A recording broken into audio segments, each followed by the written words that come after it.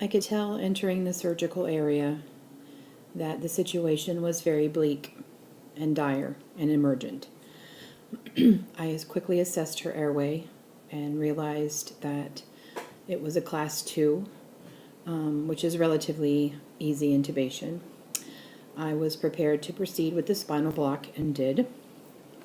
At that time, Dr. O'Leary stepped in to take the lead from the resident who had been handling Mrs. Romanoff up until that point. Dr. O'Leary was met with a little bit of resistance and somewhat entered the room in a forceful manner. It appeared as though they were ready to proceed with the C-section, but I had realized that the spinal block had not yet taken effect. Mrs. Romanoff was in definite distress. The baby was experiencing some decelerations in heart rate, which is also showing signs of distress.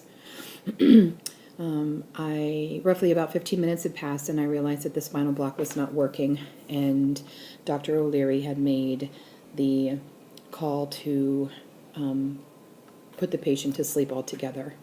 I knew time was of the essence, but I wanted to wait a few more minutes just to check and see if the spinal block would work first before we had to intubate.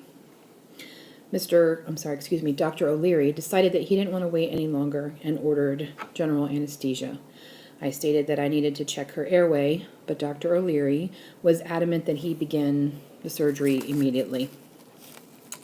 I asked for a few more minutes, and he said that we did not have a few more minutes. I put Mrs. Romanoff to sleep and proceeded to intubate her. Dr. O'Leary had made the initial incision before I had properly secured her airway. So as they are cutting into her, I noticed that her vital signs were dropping, her O2 sat was dropping, and she started to desat pretty quickly.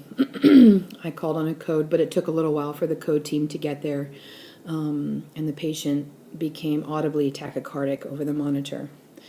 I still had no airway patency, no intubation had taken place, nothing had taken place before that point, and at that point the baby was actually delivered.